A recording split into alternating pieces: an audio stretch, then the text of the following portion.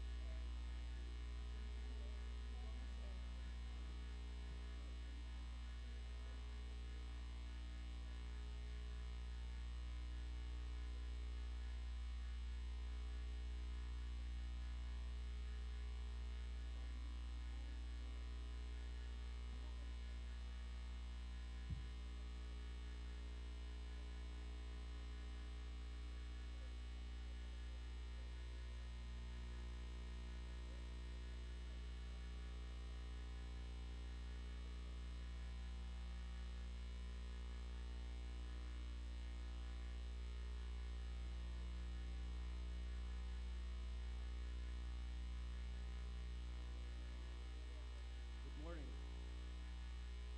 We welcome and thank you for your presence today at this very first Summit of Conscience for the Climate in the Philippines.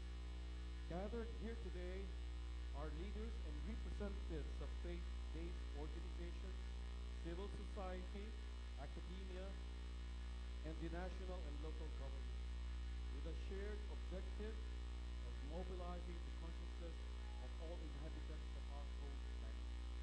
On July 21, French President Francois Hollande and his special envoy for the protection of the planet, Nicolas Hulot, convened the Summit of Consciousness for the Climate in Paris. We hope to unite our voices with those in Paris and with the rest of the world in calling for decisive action from heads of states at the climate change negotiations come December. To formally start this event and welcome our roster of guests, we have the Chair of the Senate Committee on Climate Change, United Nations Regional Champion for Disaster Risk Reduction and Climate Change Adaptation for the Asia and the Pacific, and our foremost environmental legislator, Senator Lauren Legarda.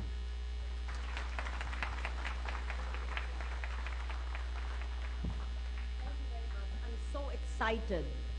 I'm so excited because all of you are here.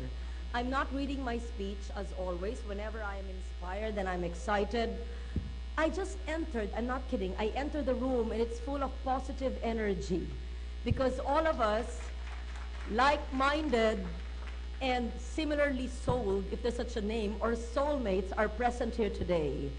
It is multi-faith, multicultural, apolitical, but all for climate.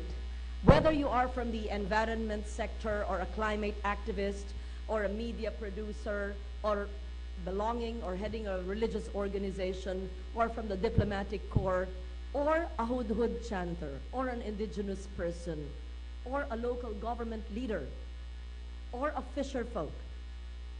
All of you hopefully are represented here today, including academia, and this is just the beginning of a rollout of the Summit of Conscience for the Climate, which will happen in every Department of Education, national, high school, and elementary school as committed by Secretary Brother Armin Luistro. Also, in the 114 state universities and colleges all over the country, as also suggested by CHED Chair Liquanan. Hopefully, this will also reverberate in all the 1,632 cities and municipalities all over the country, and hopefully in all the 42,000 barangays. Nothing will stop you in the Philippine Daily Inquirer or in Rappler, in the Ateneo School of Government or in the province of Ifugao, in the NCCA or with the environmental activists, or in the Brahma Kumaris, or in the CBCP, or in any organization that you would roll out your own Summit of Conscience for the Climate. Probably not everybody would know or understand what is this all about.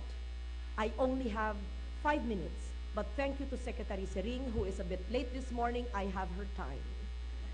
So that you will understand what is this all about.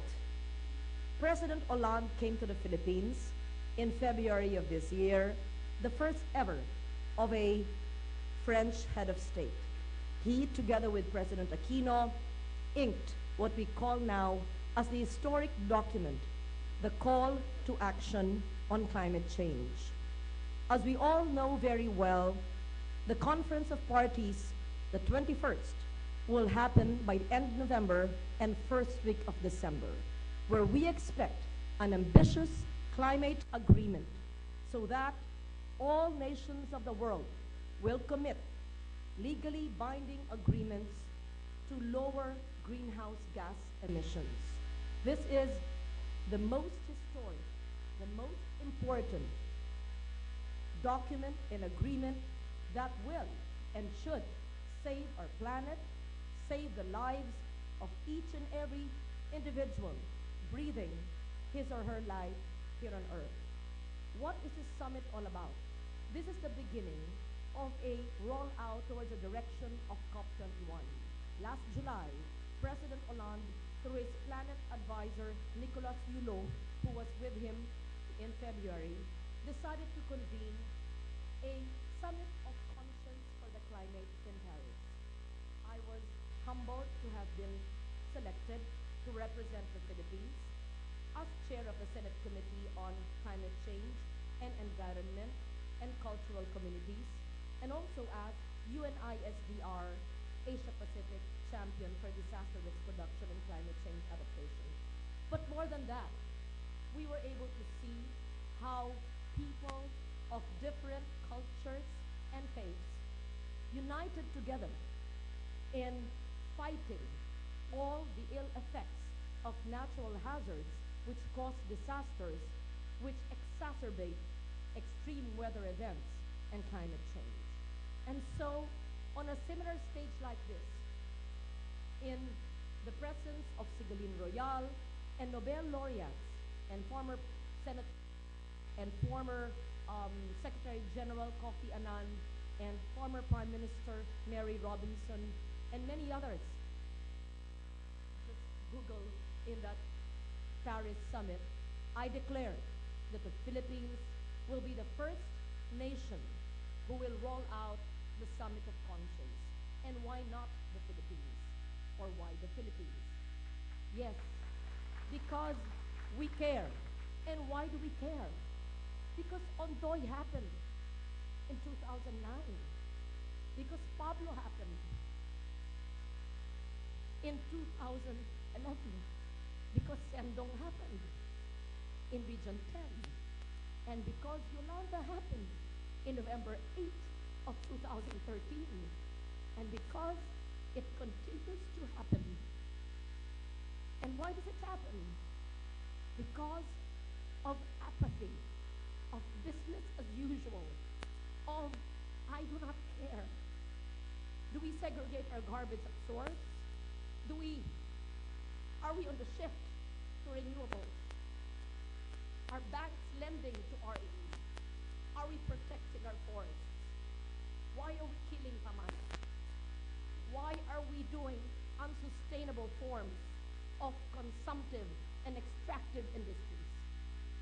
Why are we allowing the Clean Air Act to be violated? Why are we allowing the Clean Water Act not to be implemented efficiently and effectively? Why are we not segregating waste at source, recycling, and composting? Why are we, despite the fact that we are a major non-emitter, not doing mitigation, and some people just push for adaptation? We must do mitigation even if we are not a major emitter, because mitigation is a function of adaptation, and because it makes good environmental, health, economic, and business sense to mitigate as well as to do adaptation. And so, for all these reasons, because we are a vulnerable nation, because the women and the children, because the people who live in the margins of society, because it is those who are most vulnerable in life, the poor rural folks, the fisher folks, our farmers who are beset by El Nino. It is the disabled or the differently abled. It is the elderly and our senior citizens. It is our indigenous peoples. It is those who are already born vulnerable and at the margins of society who are most vulnerable to these natural hazards and climate change. And so you ask me, why are we here today? You ask me, why do I care? For all the reasons I already cited, that is the reason why I care. And I deeply and truly appreciate the presence of everyone present here today to lend your voice, to lend your wisdom, to share your experience, and to be one with us in showing the world that the Philippines, the third most vulnerable nation in the world, will take the lead to convince the big industrialized nations, including the US, China, India, and all other nations in the European Union, etc., to cut their greenhouse gas emissions, hopefully in an ambitious deal in Paris in December. And this is an issue which, please help me communicate to the masses, to the public, to everyone. Amidst all the political talk and political posturing, amidst so much challenges in our society today, climate and DRR should be at the center of our governments. Also today, on this very special occasion, as we roll out the Summit of Conscience for the Climate, in celebration of the International Day for Disaster Reduction on October 13. The UNISDR, the UN organization that I have been working for and working with since 2007 on a pro bono capacity, will award the people of Ifugao for their indigenous knowledge systems. And so today we not just remember, but we praise and recognize and give due recognition to those who embrace climate as their way of life. I've said too much. I was just supposed to speak for 3 minutes, but I am just so enthused and grateful and humbled by your presence. And I'm just so happy. I see my soulmates in environment and my soulmates in art and culture and my soulmates in DRR and in diplomacy present here today. Thank you very much.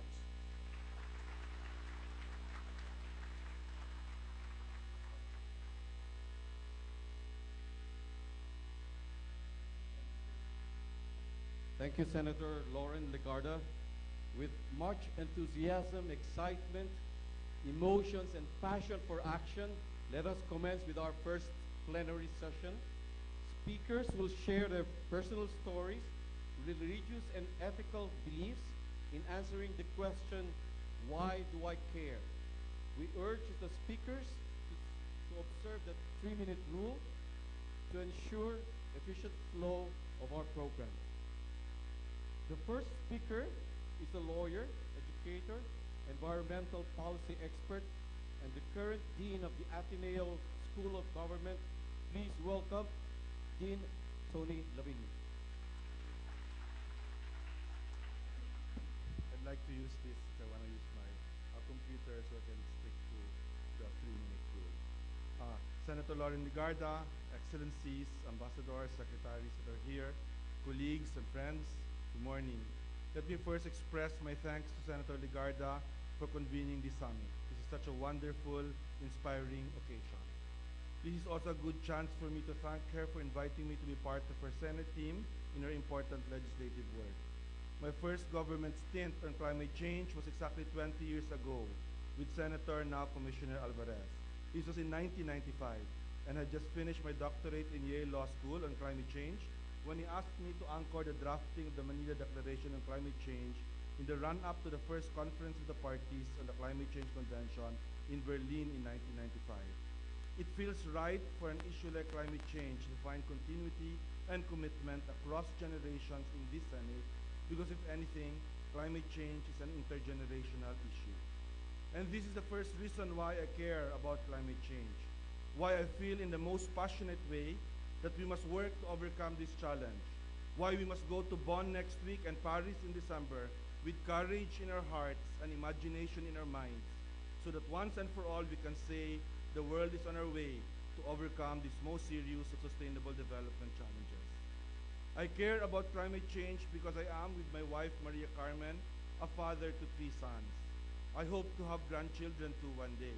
In fact, even now we would welcome them, except that our sons are just in their 20s and maybe not yet time for them to settle down and have their own families. I echo the words of Pope Francis and Laudato Si. For the Pope, there is no sustainable development without intergenerational solidarity. I quote, open quote. Once we start to think about the kind of world we are living to future generations, we look at things differently. We realize that the world is a gift which we have freely received and must share with others.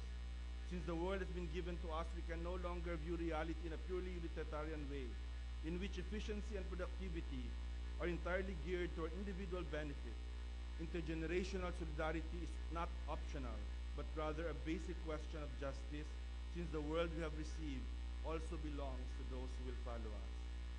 I care about climate change because I am a Filipino. Climate change became personal to me when Haiyan and Yolanda hit our country. My late father was from Leyte.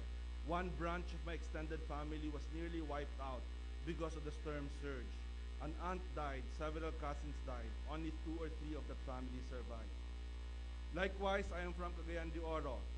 Many relatives and friends died there in 2009, killed by the floods caused by Typhoon Sendong. During both events, I was in a conference of the parties to the Climate Change Convention. Imagine how I felt during those times, forcing myself to focus on the work at hand for the Philippine delegation, distracted, immensely disturbed, saddened with what was happening back home. I care about climate change because it is clear to me that this country, our country, the Philippines, must also do its share to mitigate climate change.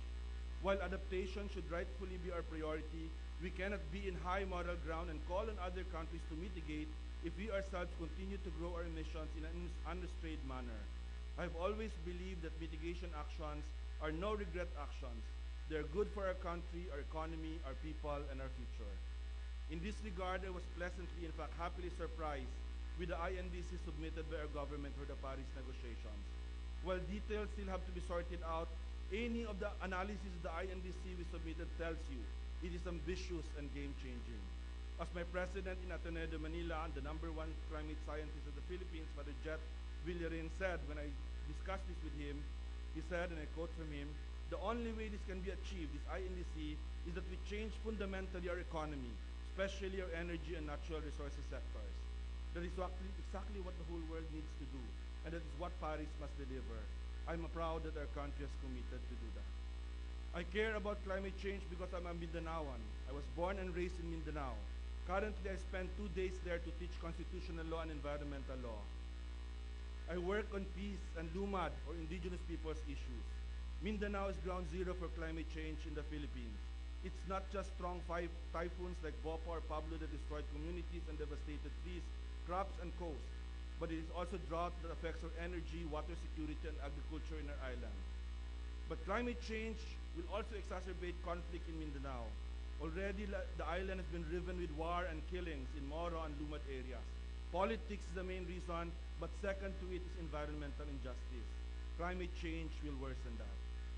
I care about climate change because I'm a human rights and environmental lawyer. I am from the martial law baby generation. I was inspired by the great human rights lawyers of this country, 3 of whom served in the Senate: Senators Lorenzo Tañada, Senator Pepe Jocno, and of course, Joker Arroyo, whom we are saying goodbye to in these days. As a human rights lawyer, I chose to offer my services to indigenous peoples. It was my involvement with them that led me to environmental law and to climate change. I will never forget where I came from. I care about climate change because I care about people and planet together, always together. This is why in the Philippines and in the global forums, I've always advocated the inclusion of human rights and climate justice in any response to climate citizen. Last 2 points. Finally, I care about climate change because I am a global citizen. As an academic and an international lawyer, I have done many short-term and long-term stints abroad as an OFW and an expatriate. I have lived in Europe and the United States for significant periods. 1 year in Europe, a total of 11 years in the United States. I have traveled to nearly 100 countries, more than half of the world, for work, mostly, sometimes for pleasure. But as a global citizen, I have seen how climate is changing our world. As a global citizen, I have seen how the poor are the ones most affected by climate change. It is the poorest countries that suffer first and most for a problem they did not create, contribute little to. And in all countries, including our own, it is the poorest sectors, communities, and families that bear the cost of climate change, even as the environmental footprint is the least. I care about climate change because I care about justice, and especially justice for the poor and excluded. Climate change must be part of the Paris Agreement, and not just among and between countries, but among and between peoples. To end, I care about climate change because I believe in a creator that gave us this world to care for. Pope Francis makes ecology very personal, proclaiming that the earth, indeed the whole universe, speaks of God's love and his boundless creation, affection for us. With soil, water, mountains, everything is as it were a caress of God. He describes our friendship with God as always linked to particular places. Anyone who has grown up in the hills or used to sit by the spring to drink or play outdoors in the neighborhood square, going back to these places is a chance to discover something of their true selves. I do not want us to lose these places to floods and other impacts of climate change. I care about climate change because I hear the call to be stewards of this earth and each other. We must listen to the cry of the earth and the cry of the poor. I hear this as a call to mission, and I say yes. This is why I care. Thank you.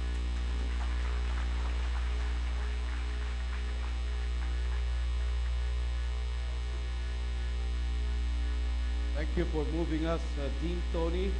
Why do I care? Our next sharing comes from the president of the Philippine Disaster Recovery Foundation, the country's permanent private sector vehicle for disaster risk management. Please welcome Mr. Butch Neely. Good morning. I just flew in this morning from Sri Lanka. You'll have to forgive me if I'm a little groggy sometimes. But I do have a very brief PowerPoint to share with you. One of the things I realized when I was in Sri Lanka was that this is a country wherein they suffered 33,000 dead from a tsunami in 2004. It's a country that suffered more than 40,000 dead during a 30-year civil war. But the main topic of the conversation this week was the same one we're discussing today, and that is climate change. They're facing very similar problems to the Philippines. They're facing droughts, they're facing flooding, and they're facing where they used to have 2 seasons. Now it's no longer clear what the seasons are because the storms happen at different times. But this is just one example.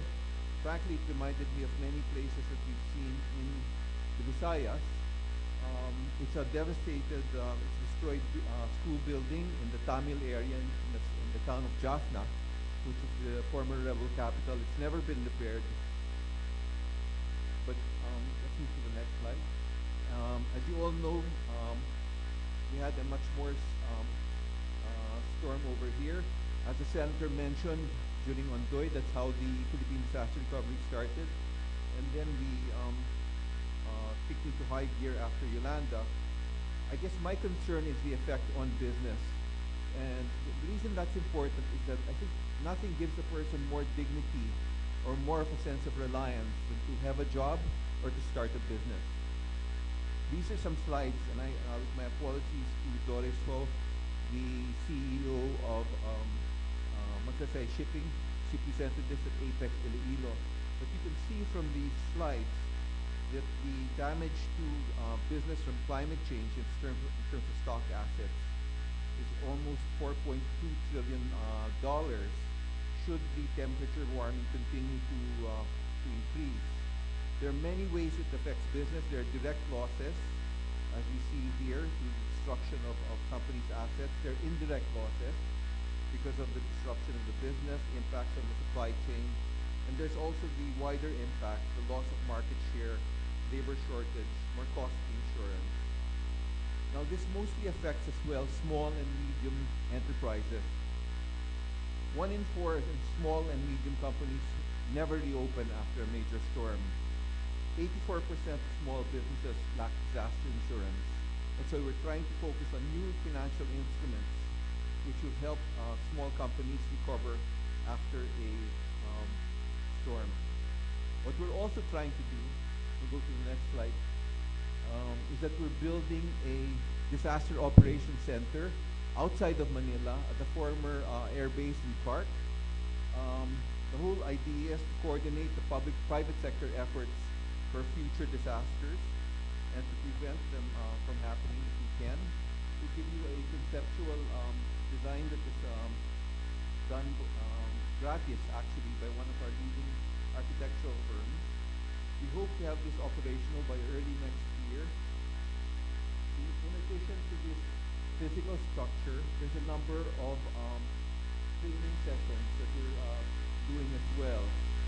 We're training the Philippine National Police as well as first responders in cities of Zamboanga and from the private sector in terms of actual firefighting and earthquake retrieval at the Canadian-run facility in Bataan.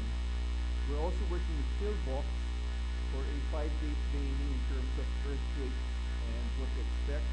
We're working with Weather Philippines, which is run by the Aboitiz Foundation, so that people can know more about tropical weather patterns.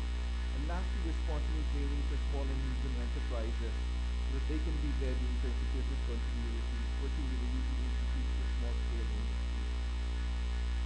And some last slide, I just want to mention that we've developed these lifeline clusters. These are the key lifeline industries that you need, that we believe you need in order to survive after a disaster. And we've got over 50 companies that have divided themselves into these clusters.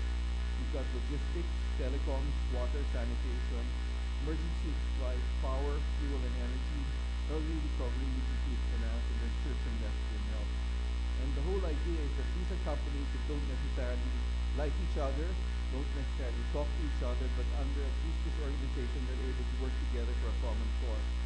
And I'd like to commend Senator Legarda for her very consistent advocacy over the many years for this cause, and it really inspires all of us. It's a worldwide problem, and I think working together with the rest of the world, we can solve it. Thank you.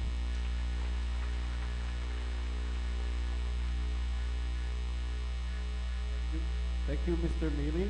Next is the CEO and Executive Director of Rappler, a journalist for close to 3 decades who has redefined the profession by combining traditional broadcast, new media, and mobile phone technology for social change. Ms. Maria Rez.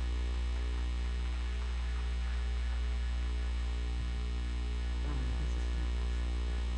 Good picture of this. Thank you. Thank you for having us come and talk to you.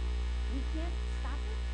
We can only try to deal with it. And I think that goes with this old saying, life is 10% what happens to you and 90% how you deal with it. How we deal with it will determine how much life we have. It's very simple for me. This is my 30th year as a journalist, and in that time period when I started with codes, from all that time I've always covered disaster, typhoons, war. They've gotten worse, and the tipping point for me was in 2009 in Doi, which I think was a tipping point for all of us.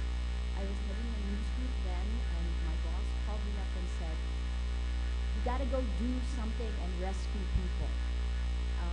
I grew up in an old school of journalism that said journalists don't get involved, and I grappled with that because we saw in one day we had more than a month's worth of rainfall, and Manila stopped. That was only Manila, right? So I thought about that, and over time, over the next few years, so 2009, we tried to do this in ABS, we tried to do more, but what I realized is that technology can actually do far more than anything we can do piece by piece. And so it starts there for me. Why do I care? It's real. I lived it. I saw it. When I was a first-time reporter, I found this man whose house kept getting blown down every year. When I was at CNN, I went to him every year for 5 years. He's alive. And I saw him. But the funny thing was, when I told the story of the Philippines to the world, it was this man it was like the three wolves, you puff and you blow his house down, and every time I saw him, he was still smiling. And I would do the interview with him, I would put those bits together.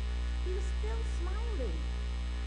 We're not smiling anymore because the scale of impact is so unimaginable from those days when we could survive and still smile. This one is not something one person can deal with. It's not something one city can deal with. This does require all of us. And as a journalist, I think we can do something about it. We can use technology. That was why, even while Rappler was still small, the main goal for it was to use technology to harness social movement. And what we did was we put up something called Agos. If you haven't seen it, it is a way to try to get top-down government workflows with bottom-up civic engagement. We launched it 1 month before, with Secretary Serene and Senator Legarda. We launched it 1 month before Yolanda hit. My friends told me, why? Why do you care about it? We care about it because we have no choice if we want to survive. Thank you.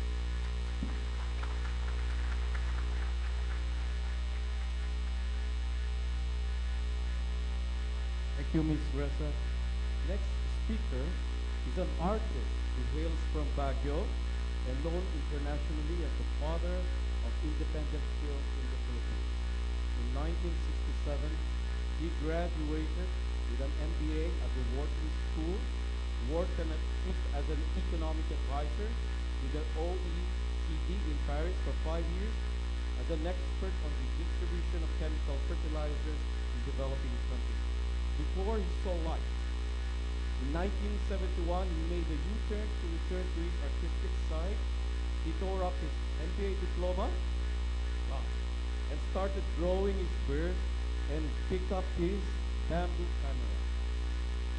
He has been adopted by a village in Ifugao, where his mentor, Ifugao Elder Lopez Nauya, revived the ancient Pinubo watershed, the indigenous ecology practice which continues to preserve the rice terraces today. Please welcome Vlad Camilo.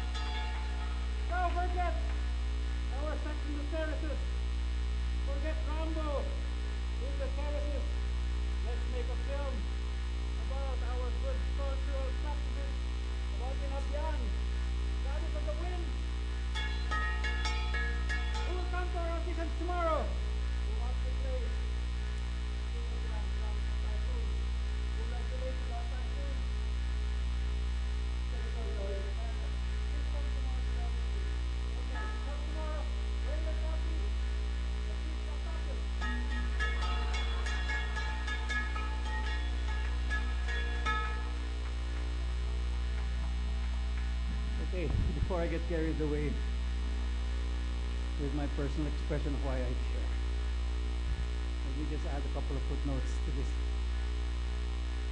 eccentric speech. Yes, 40 years ago I had an MBA from a prestigious school. And as a young economist, I got a job at the OECD, Organization for Economic Cooperation and Development in Paris. And after 5 years of doing research on fertilizer distribution in third world countries, I realized that I was part of the Trojan horse that was pushing, promoting chemical fertilizers. I never thought of how it was affecting our Mother Earth. After 5 years, I quit. And I met Lopez Noyak, who should be here today, my mentor. And we took our elder who plants trees up in his pinugo. The pinugo, the secret to the survival of the rice terraces. And let me just share one thing with you about Lopez Noyak. He always mispronounced the word indigenous. He always said, we indigenous people have been taken for granted. We must protect our indigenous culture.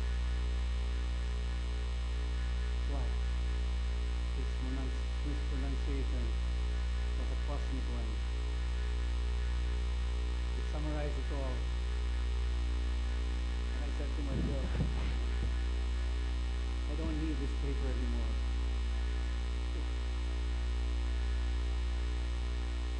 There are some people whose knowledge are more relevant today than just pushing chemical fertilizers in the name of feeding more bellies, but actually filling up the bank account of chemical corporations. So I listened to Lopez Noyak and listened to the sound.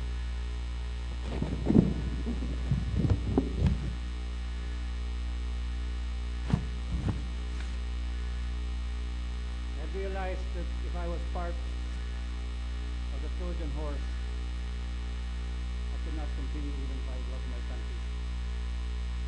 I found my work as an artist on my way back. You know that if we continue on the old policy making, economic planning, based on LSD principles. LSD, law of supply and demand. This is what's running our country and the world for the last century.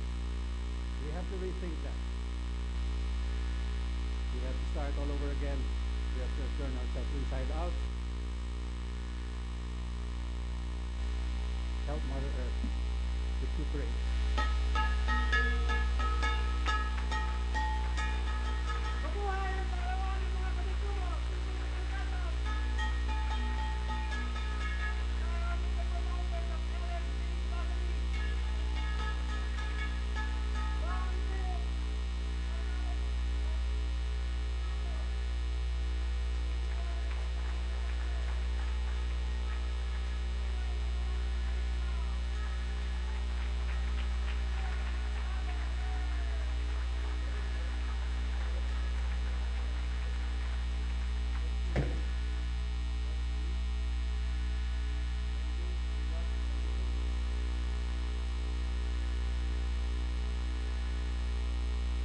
Thank you, Kidlat Taimik. Tonight, when you get home, you may wish to revisit your old diplomas and have some reflection. Speaking next is the abbess of the International Buddhist Progress Society in the Philippines, and she holds degrees in chemical engineering from Queen's University and the University of Alberta in Canada, more diplomas, and in monastic education from Taiwan. She is also the Dean of Fo Guang College in Manila. Please welcome the Venerable Yao Ji.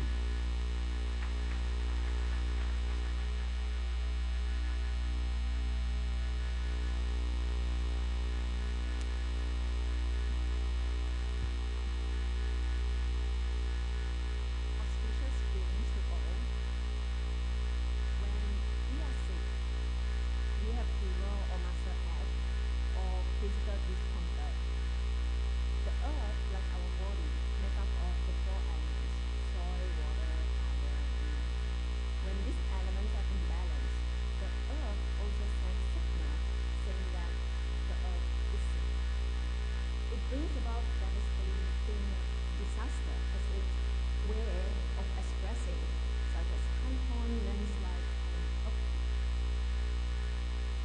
We have a better idea now, thanks to scientists, government, academic research, many initiatives, such as this submarine, have made aware that my action, my habit, my value play a part in affecting our environment. So what is it? A boy threw an empty can while walking on the street. A man passed by, stopped him, and asked me, "Pick it up." He replied, "Why do you care?" The man then answered, "The can is going to pollute our neighborhood, and the property value will go down. Human has exploited the earth carelessly. To save and care for it, it is an humanity effort. My action, my habit, my value." The founder of Hoan-san Monastery, who is also my teacher, has given us guidelines and principles. First, respect all life, man, all living beings, animals included. Nature shall coexist. This is our home. Earth is our home. As one, we are responsible for caring for the continuous existence of this home, our global village. Cannot be selfish or negligence for our own share. Second, cherish what we have, not because it's our wealth, but because it's our blessing. Protect life and preserve resources. We are very lucky that we live here in the Philippines because it's resourceful. Third, environment preservation starts from a beautiful mind. We haven't emphasized that enough. In a pure land or a beautiful place, there is no traffic, no conflict, no war, no evil thoughts. And so we shall keep our mind pure to live on through pure actions, speech, and thoughts. So we practice mindfulness to keep this. One of the efforts that we have been doing and has been doing since the Buddha's time, 2,600 years ago, we keep our environment clean, find peace, and also doing discipline as our practice. We also practice vegetarian as our way of protecting and respect life. We promote three acts of goodness, do good things, say good words, and think good thoughts, because we believe that our environment depends on our own mind. Lastly, may we be blessed always, and the success of this continuous effort and conscious will spread from this summit, from the Philippines and all around the world.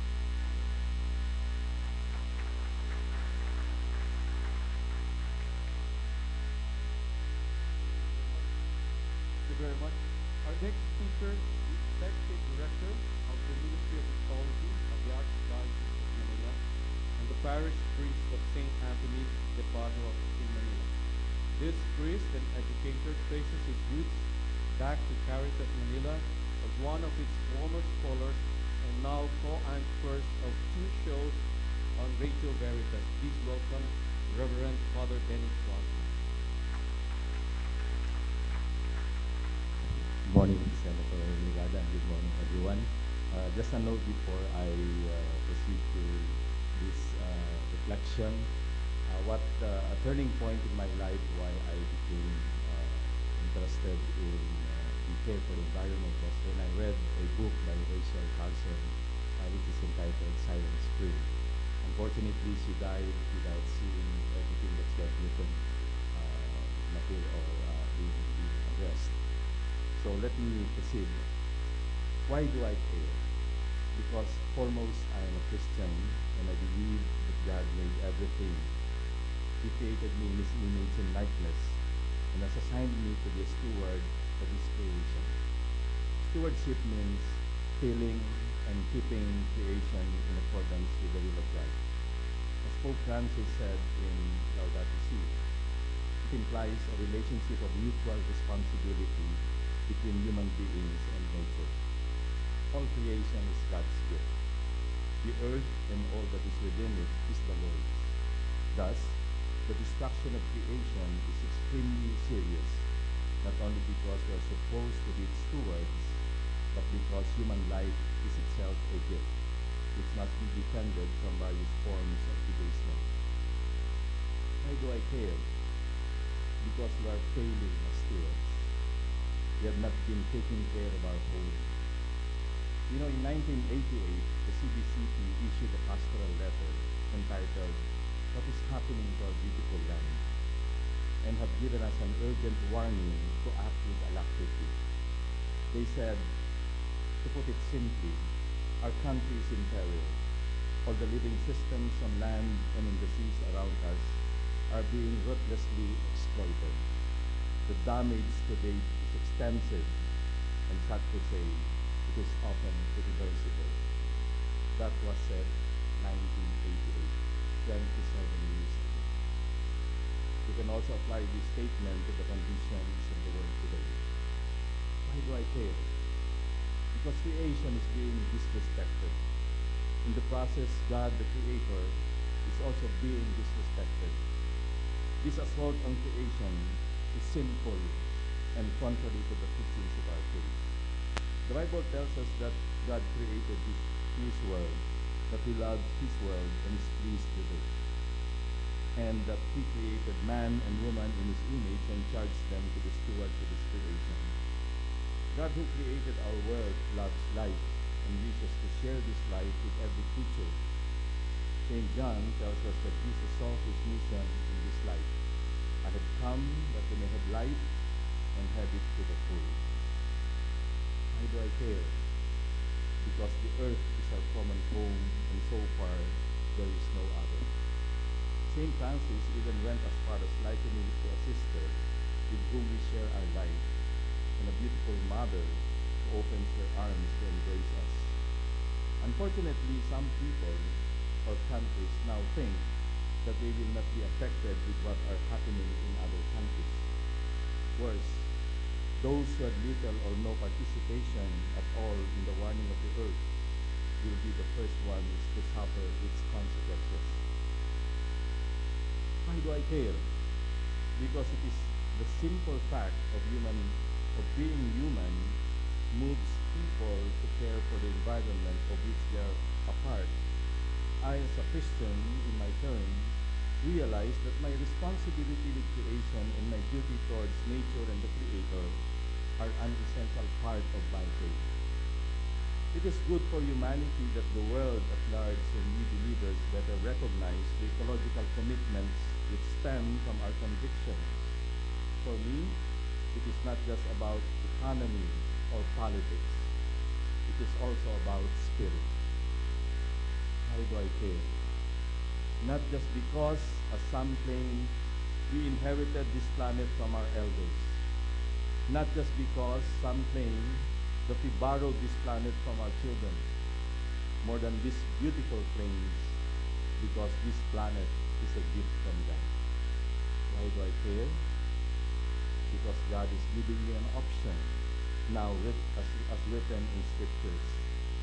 Today, I offer you a choice of life or death, blessing or curse. Choose life, and then you and your descendants will live.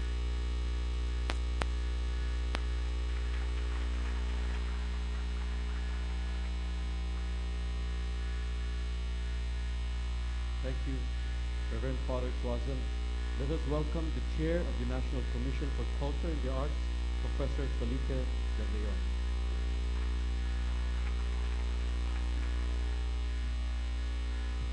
First of all, I'd like to thank Senator Ligada for inviting us to the Open Forum. And thank you, everybody. Good morning. I'm glad to have our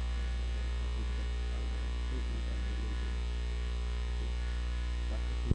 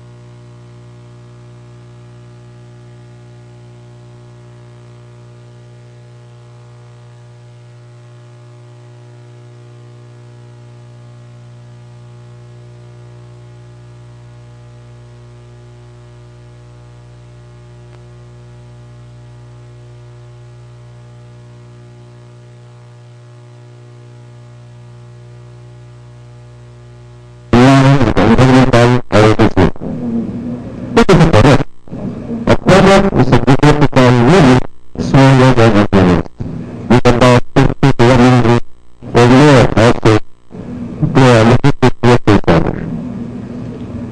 Different countries and activities were made, ensuring the maximum participation of the students. The countries mainly environmental information art campaign, environmental peace, physical space and movement, society, environmental tourism, etc.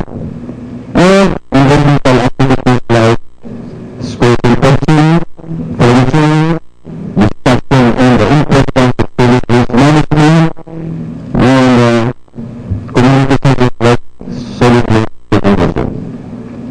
I will say it was the skills and the products that drive the maximum participation, the good success of the maximum participation. While in here, the project was nature continues to care for us all. Thank you.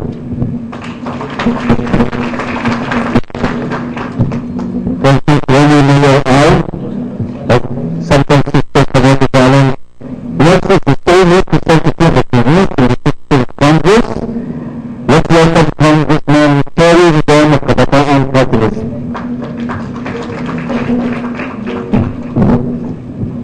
Good morning to everyone. Secretary Garda, Secretary Alvarez, and colleagues and friends. As a sole representative of the youth in the 16th Congress, I would always advance the program for inclusive and sustainable development and environmental protection. In the course of the last 2.5 years, we have sponsored bills and resolutions, but before Congress, we have already participated in the different initiatives towards environmental protection. In 2012, we have been the Council for Environmental Groups that we challenged the Subic Bay coal-fired power plant. In 2013, we had won the case and effectively suspended the construction of a 600 megawatt coal plant in Subic Bay. In 2013, the President had complained of this suspension, but in 2015, the Supreme Court had reversed this decision. But as far as environmental advocates in Subic are concerned, the fight is not yet over, and they continue to persist in their opposition to the Subic Bay coal-fired power plant. In Palawan as well, advocates, including myself, have been very successful in the fight against the coal-fired power plants in Palawan. Up until today, not a single cement, not a single concrete has been built towards this end, and we have been able to effectively defend the very least the critically endangered Philippine cockatoo from being subjected to further environmental harm. In the course of Congress, we have also had both houses of Congress had also successfully united in having the position that there should be no reclamation efforts in Metro Manila. So in the Senate, in the House of Congress, we have continued to stand that the Philippine Reclamation Authority should not approve in the next couple of years reclamation efforts in Metro Manila and other parts of the country.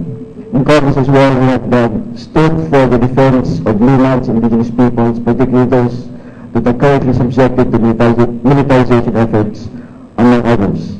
And with Eco-Waste Coalition as well, we have stood against the lifting of the ban of incineration. Up until today, nothing has happened at the committee level, and we are glad of the advocacies that is being undertaken by many of civil society against the lifting of the ban on incineration.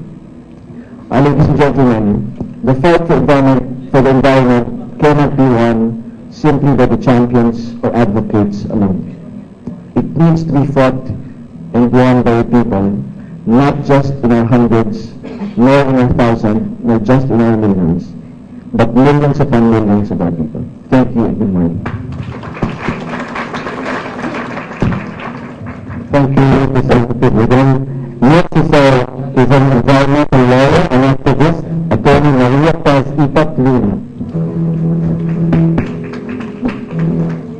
Thank you, Senator Leonardo, for inviting me. I was asked to do a personal story, and one of my favorites is attending a worldwide conference of 200 community-based environmental lawyers, and the speaker asked, how many of you still believe we can save the planet? And then everybody raised their hands, except my idol, Professor John Bowen, who said, I don't think we could anymore, but there is no other way to live this life but to keep fighting the fight. And then an artist came up and said, does the problem with the environmentalists, you think this is a fight? This is not a war. It is like brushing your teeth. You have to just do it every day. Do you have veterans of community environmental law later, hoping that we could turn the tide around, but sadly it has been a crisis that has been the most effective teacher. The resources of the government of nature can only express parliament, but the policies of government and business, why I was asked by fishermen of Zurich and Pennsylvania, and the local communities started by mining neighborhoods suffering from emissions, and American lawsuit, I had no answers. Even more discouraging, we discovered that our parents are ourselves, and we are not helping, we are just saving ourselves, and that we are part of the problem as well. So how do we revive this? I discovered that it is not possible to shift gears and change course without sacrificing what is called using the major technological gains humankind has made. Spreading a message has never been easier, but our addictions have stopped us. Tobacco, pharmaceuticals, processed food, private transportation, mining, development aggression, and remaining wild, sacred, and inhabited sites, and the scattering of the best urban development plans. We have not accepted natural limits, and keep pushing nature until she has to push back. In fighting decisions that threaten life and its processes, I learned that when decision makers neglect the least of us, it is when they make mistakes. But everyone has to sweep the line. Everyone has to brush their teeth. If most don't comply, only at the least state will do. Another friend, he said, are you ready to get out of Manila when the big one hits? He said, if only 5% of the people in Manila do not comply with the law, they will be killed, so you have to get out. But if we paint a state where we live, should we get out or should we help? The Taiwan ecosystem around our Pictaalic Basin, and I invite you all to take a spot in this beautiful country to turn around and engage the majority. The youth, the company, because we've been preaching to the converted in the simple act of sweeping the line.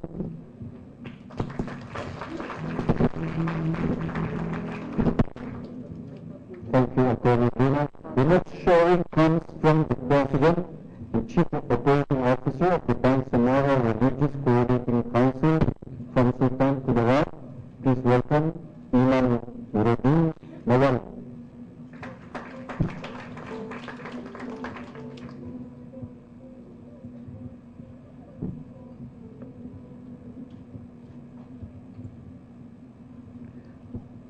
Bismillahirrahmanirrahim. Magandang umaga po sa lahat. Senator Ligata and Madam Alvarez, saka lahat po na nandito sa summit na to. Sa amin po, sa ating dumating na summit of Brussels for the climate, bilang isang katanungan, why do we care? So ito po, simulan natin sa Quran. Ang sabi po ng Allah subhanahu wa ta'ala sa Holy Quran, La yughayyiru Allahu ma biqawmin hatta yughayyiru ma bi anfusihim. So ang tinatalakay po natin yung tungkol sa pagmamalasakit. Ibig sabihin tayo po ay nagmamalasakit, gusto natin mabago ang klima, mabago ang tema dito sa nakakabuti sa una para sa ating bayan.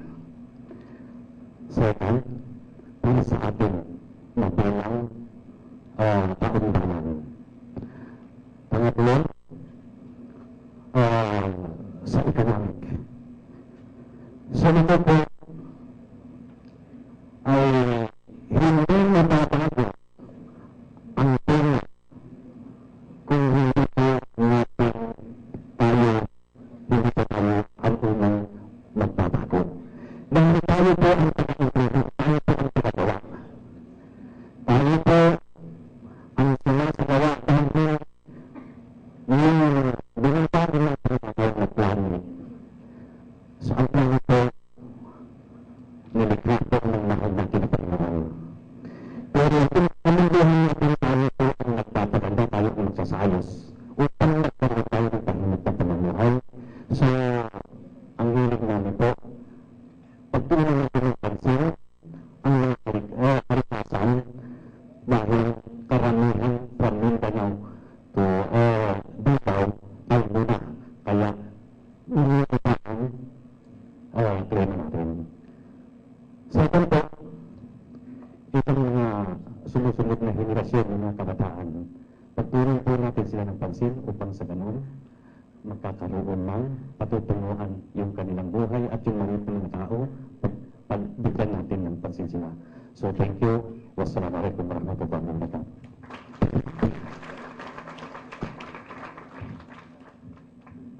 Thank you, Imam. As concluding speaker, please welcome the 2013 National Gawad Bayani ng Kalikasan Awardee and now Country Manager of the Climate Reality Project founded by Al Gore, Mr. Rodney Galicia.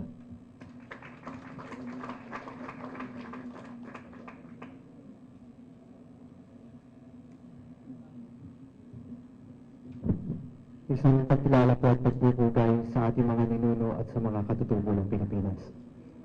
I come from a small island, middle of the Philippines, where the world's densest forest flourishes. The majestic Mount Giting dwells, and one of the country's cleanest rivers flows, Cantingas River. One can swim with the fish and drink the water where you swim. And as we continue to prevent our watersheds from mining, Cantingas River becomes our 100% main source of our electricity for 70,000 islanders through our hydropower system. I think that the island where our indigenous peoples called Yangyan Tagabukid continue to live sustainably in harmony with nature. I feel in a university where Veritas, truth, must always be promoted at all times. In today's context, to recognize the truth that in unity, faith, hope, and love, we are called to be stewards, to bring back the real meaning of economy, which is not about the law of supply and demand, not about profits, not about investments, not about gains. Our mission, accept that economy comes from oikos, echo, meaning household. Nature we will come from, and nomos, management, stewardship. Oikos, nomos, economy. A call to the stewards, real managers of this household called Earth. In our own little ways, we can do the 8 R's. We know the 3 R's. Reduce, reuse, recycle. We can add up more. Repair, refuse, rethink, rainforest instead of reforest, and reconnect to where we come from. I come from a global movement called the Climate Reality Project, founded by Nobel laureate and former U.S. Vice President Al Gore, spreading the truth of climate crisis and its actual solutions. But, above all, I belong to this community gathered in this very hall. Consciences united, ever ready to live and act in harmony with nature, becoming real economists, stewards, with our brothers and sisters in the Muslims, in the Islam religion, to become caliphs, to attain tawhid, and reconnect to oikos in accord with the Dhamma, doing the Eightfold Path. We come from nature. We are nature. And to end, join me in reciting the last stanza of the famous poem, All Things Bright and Beautiful. Join me. He gave us eyes to see them, and lips that we might tell how great is God Almighty, who made all things well. The question, what if our leaders fail to act? Al Gore would always say, political will is a renewable resource. Thank you.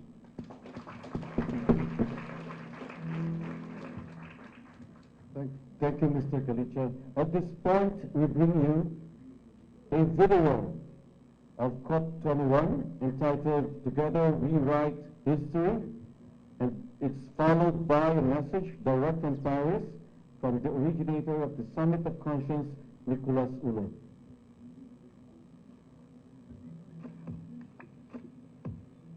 Ensemble, nous pouvons écrire l'histoire. Today we can write our history. Le but est de préserver notre planète. To permettre aux générations futures d'y vivre. The goal is to preserve our planet as a livable place for future generations.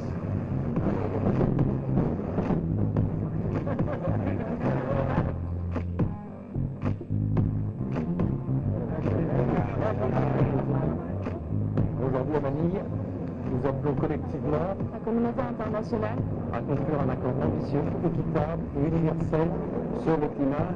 In Manila today, calling the international community to conclude the universal, equitable and ambitious climate deal.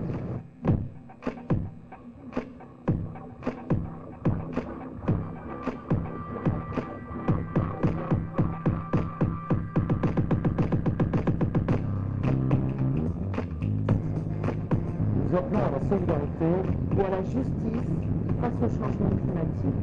We call for solidarity and justice. Nous appelons à agir pour le climat. We call for climate action. Rendez-vous à Paris en 2015. Rendez-vous à Paris 2015. À la COP21. Let's meet in Paris. In 2015 for COP21. Déjà, en 2015.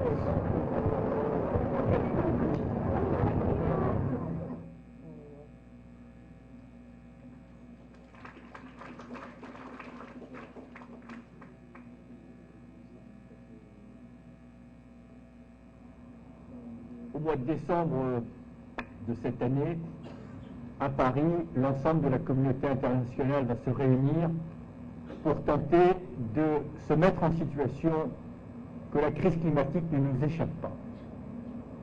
Ce n'est pas un simple enjeu environnemental, quelque part c'est un enjeu, je dirais, de civilisation, et quelque part c'est l'humanité qui est au rendez-vous avec elle-même. Elle va décider de son avenir, collectivement. C'est la famille humaine qui est au pied de son destin. Tout ce qui a une importance à nos yeux, tous les enjeux de solidarité sont conditionnés par notre capacité à résoudre cette crise climatique. Nous aurons besoin, et ça ne fait pas défaut, évidemment, de plus de technologie. Nous aurons besoin de mieux utiliser l'économie, nous aurons besoin probablement d'adapter nos institutions et nos démocraties aux enjeux du long terme. Mais ce dont nous aurons besoin, c'est de nous réapproprier aussi la dimension spirituelle, éthique, de mettre à côté de cette profusion de science qui parfois nous enivre, la conscience qui nous a tant fait défaut. L'humanité ne doit pas occulter cette dimension critique, cette dimension éthique. Comprendre pourquoi à un moment nous avons transgressé la notion de progrès. Pourquoi est-ce que l'âme du monde est malade? Pourquoi à un moment nos actions et nos intentions se sont séparées.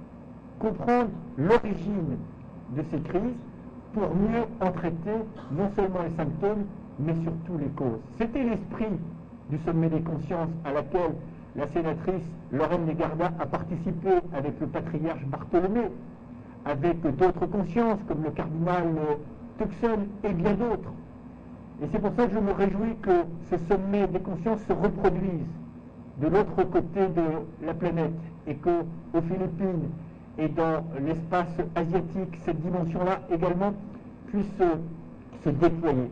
Je serai évidemment très attentif à ce qui va être dit, ce qui va émerger comme intelligence, comme bon sens, et je m'en ferai le relais. Merci à vous. À défaut d'être physiquement là, et croyez-moi, j'en suis très triste de ne pas pouvoir l'être, je suis évidemment par le cœur, la pensée, la raison à vos côtés.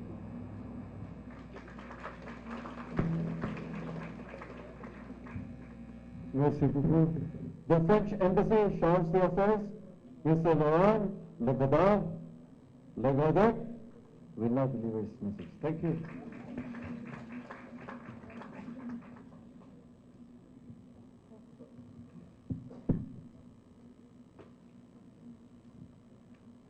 Dear Senator Legarda, Commissioner Alvarez, Commissioner de Guzman, the distinguished guests and participants, good morning.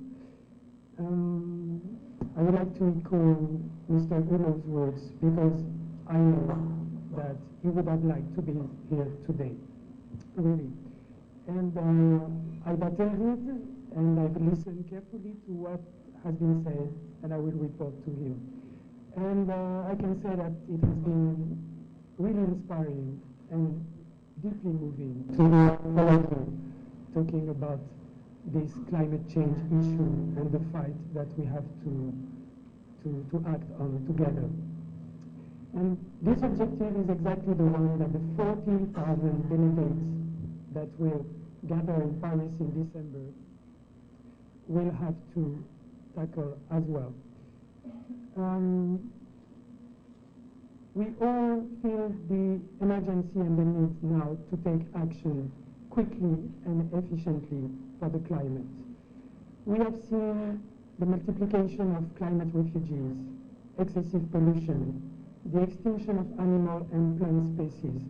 The consequences of global warming are dramatic and directly related to human activity. Studies have shown that there is a 95% certainty that human activity has accelerated global warming. Under these circumstances, what will our planet look like by the end of the century and beyond? This is the question we must answer. And just like Nicolas Hulot said, we must question ourselves. How is that we are here now? But we are here now. We must act. So this question has occupied the UN's Intergovernmental Panel on Climate Change for several years. But we haven't done much. And now we don't have a choice. We must find solutions, innovative solutions, and ambitious ones. So environmental experts have developed several scenarios, from the most pessimistic to the most optimistic. In the best case, greenhouse gas emissions will drop enough to slow the temperature increase to 2 degrees Celsius by the end of the century. If, on the other hand, emissions continue at their current pace, temperature could rise by 4.8%. This is a nightmare scenario. So the objective for the COP21 in Paris is very clear. We must reduce greenhouse gas emissions by 40 to 70% by 2015 compared with 2010 levels. To achieve this, COP21 seeks to conclude an international agreement that will be both ambitious, universal, and legally binding for every state. So the objective is quite simple, but to reach an agreement will be difficult. We all know that. And we will see a wide variety of players to attempt to be heard. In this global negotiation, governments and policymakers will not be the only ones that have to discuss and be heard. This era, when policymakers only discussed these climate change issues, is over. NGOs, indigenous people, labor organizations, businesses, scientists, religious leaders, and artists will also have to gather and participate in Paris in a series of lectures, debates, exhibitions, other activities, so that they can share their proposals to find good solutions and a good agreement in the end. We believe that this is the essence of the Paris Climate Conference for us to be successful. everyone must be involved in consultations and negotiations. And for the past year, this is how the French presidency of the future COP21 has worked. We tried to gather everyone. We believe that everyone must find it within oneself to care about the planet and to translate this awareness into action. So everyone must ask, why do I care? To realize how we, as individuals, we are affected by climate change and how we can individually act to make things change. So this is why Nicolas Hulot had this idea of organizing the Why Do I Care Summit, the Summit of the Consciences in Paris last July 20 and 21 at the French Economic, Social and Environmental Council.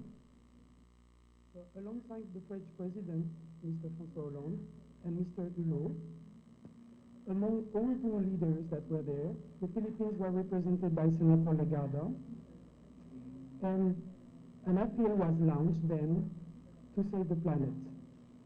For us, this event was an important step on the road to COP21. And so the call to conscience for the climate that has been launched then is about this, to make it clear that everyone is concerned and that everyone must be involved. So this is why, and I would like, on behalf of the French government, I would like to thank Senator Legarda for organizing this summit of the Philippine consciences here today in the Senate of the Philippines. Just like Mr. Hulot said, we are really pleased to see that the spirit has spread and has lived on as to allow us to gather today here in the Philippines.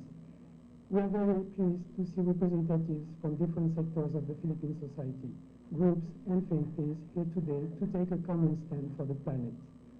On the road to Paris, meetings like this one make us more optimistic that an agreement can be reached in December in Paris at COP21.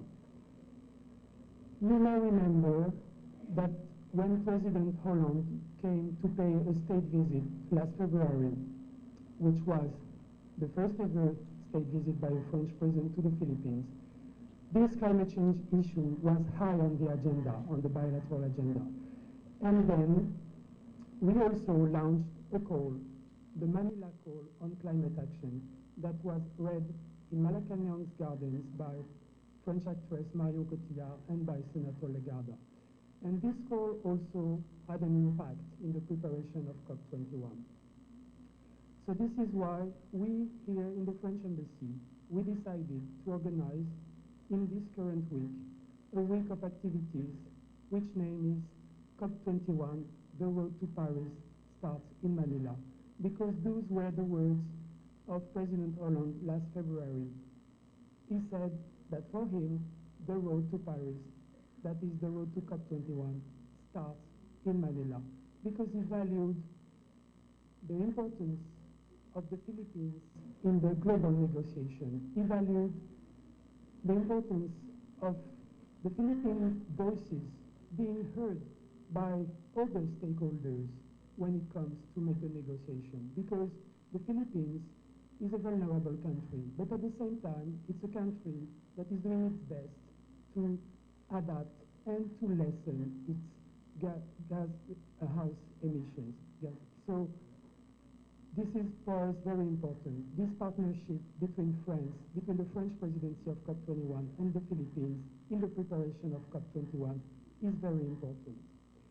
We really value the role of the Philippines. And this is why here in the French Embassy we decided to organize this week of events, public events, to raise global awareness on those climate change issues and on the COP21 goals.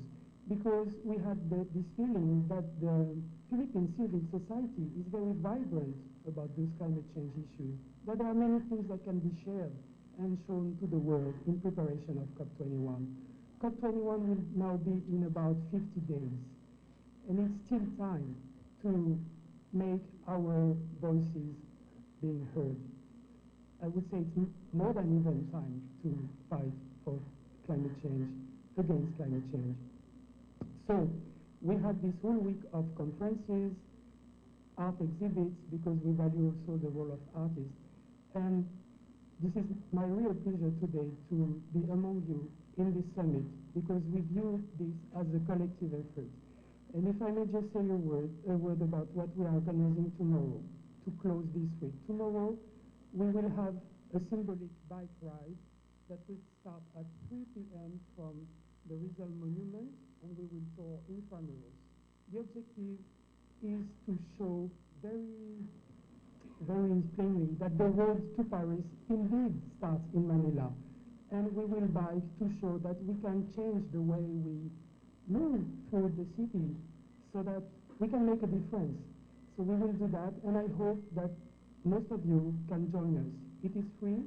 We just have to gather at 3 p.m. in front of Rizal Monument. And of course you need a bike and a helmet, but that's it. And after that, at 5 p.m., we will have a big concert in Luneta Park. The aim also is to show that climate change is a reality. It's a burden. Yes, it's a burden. We have to recognize that. But it's also an opportunity. So we have to be positive about it. We have to act in concrete and dynamic ways. And so we will end this week of activities with a concert to show that we are in a constructive mood to fight climate change and to reinvent our lifestyles, I could say. To conclude, I would like to conclude on a more personal note, if I may. This will echo Secretary Sering's words. Well, she's not there to hear me out, but anyway, I will tell her later. She said that it takes women to do things. Of course, as a man, I must agree with this. But not only. As a fact, I'm a father of 3 girls, of 3 daughters. So it is true that I want my daughters to become, when they're grown up, like Senator Legarda, like Commissioner Sering, and like so many others, that they are strong women that can engage for others and for the sake of the planet. And if the question is for me to answer, why do I care? Well, that's very basic. I care because I want my children to live in a world that will still be livable, and that they are raised in a way they will be aware how to take good care of it. So, with this spirit in mind, I would like to thank all of you for having listened to me today, and I would like to thank all of you for your commitment for the preparation of COP21. This conference is really our chance to begin the change that will ensure a better future for the generations to come. We can really make history happen in Paris in December. Thank you very much.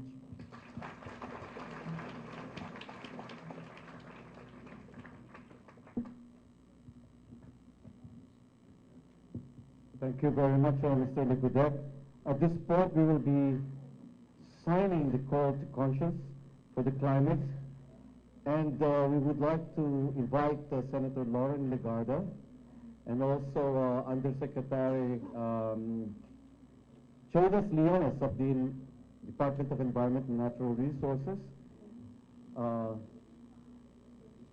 to come to stage and participate in the signing, and then we'll have a photo op.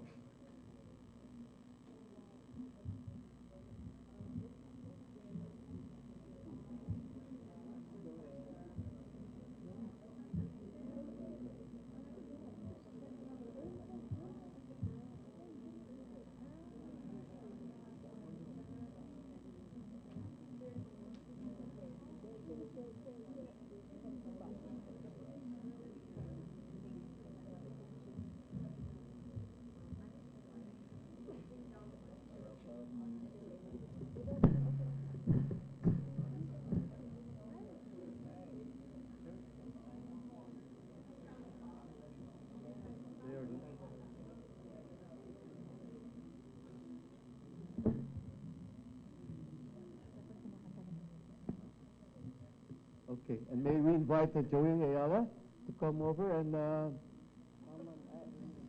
for the closing song.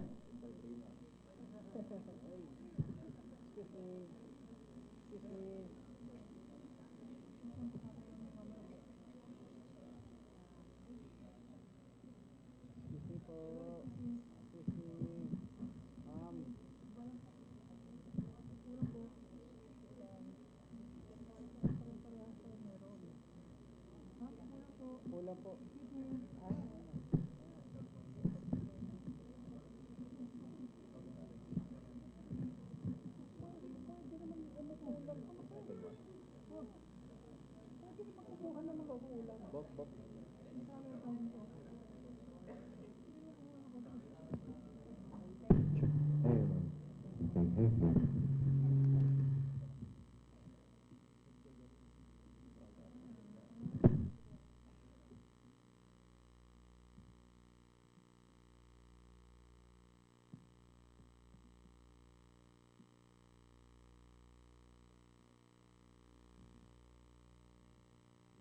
Po, mga kapwa Encanto. One of my roles in life is to remind people that we are all nature spirits, points of consciousness in a singular organism, planet or the universe. So, ang trabaho ko po sa lifetime na ito, nagpatawa, saka gumawa ng mga kanta na magpa-remind na we are not only interconnected, but we are actually just one single organism. I'd like to show you an instrument galing sa Kadinangang Katutubo. Every year, children dress up in tribal costumes and celebrate tribal culture. But do we really understand what we're doing? Napakasimple nitong instrumento to, gawa po ito sa kawayan. Pero metaphor for human civilization po to. There's so much you can do with very little. And I think that's the main lesson which we can learn from the people we call Katutubo. But I'd like to remind you that we are all Katutubo and the whole world is ancestral domain. And I think we should just, do the Christian Jubilee thing and get rid of all the titles, get rid of all the debts, get rid of all the cash, and go back, reset, reboot. We can reboot our computers, we can reboot our mind, we should reboot our education system, our economic system, and this is one way to reboot your mind.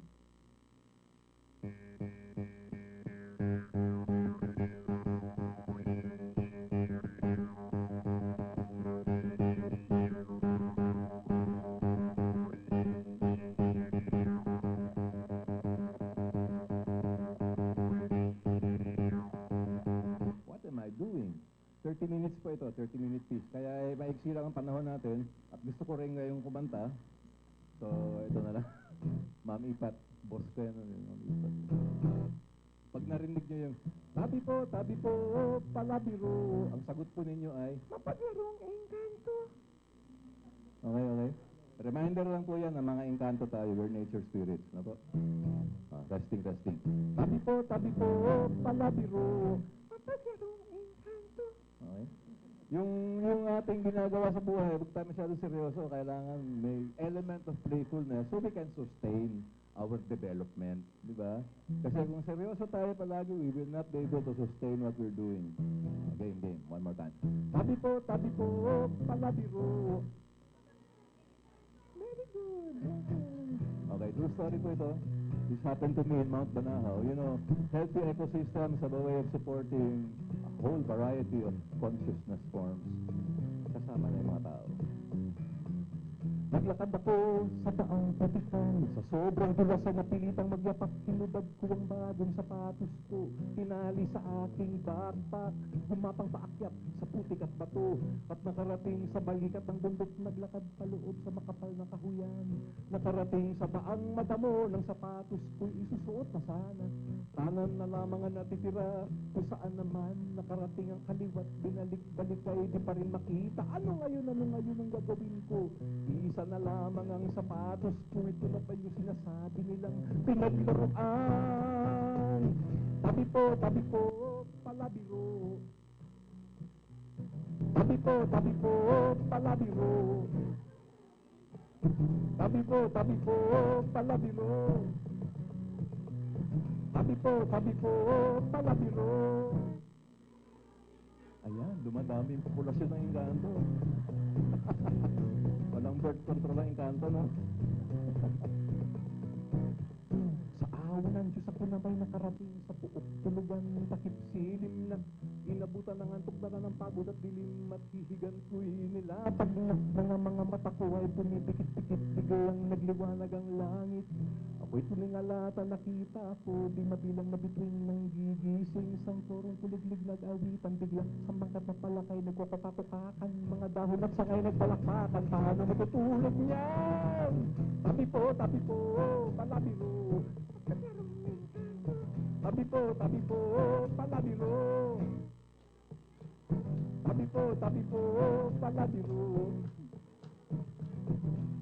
Tabi po, palabiro. Ayan, ginugutom na ang mga Encanto. Repeat after me. Ito yung mga tinig ng sari-saring Encanto sa ating kapaligiran. Our whole consciousnesses. Ayan. Very good.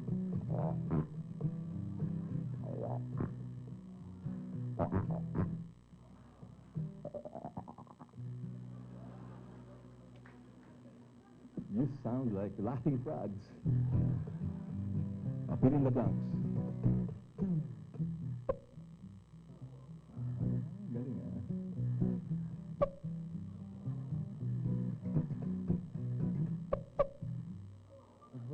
Abstract reasoning, 98. Very good.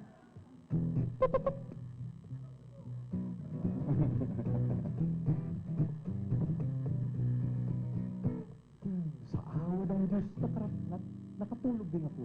Dikit sa lupa't himbing na taon ako nakita sa pagdilat sa umaga. Isang pares ng sapatos kamukha ng akin. Umangon ako't tinignan ng sapatos. Walang kaduda-duda na sa akin na ito. Paano na buo, di ko po alam. Ito na nga siguro yung pinaglaruan. Unanon ako sa ilog. Ngunit lalo na uhaw. Naupo sa batong malaki. Ayun pala ay kalabaw. Hinanap ang daang pababa. Ngunit lalo akong nawala. Tabi po, palabiro. Tabi po, palabiro. Tabi po, palabiro. Tabi po, palabiro. Tabi po. Maraming salamat sa ginagawa natin. Don't forget to play, have fun, save the planet. Tama ba? Thank you, Joey Ayala. With that song, we happily close the summit, and we would like to invite you all to the opening of the exhibit to be led by Senator Lauren Legarda and also Mr. Legadoc, and there are also refreshments outside. Thank you so much. Have a good day.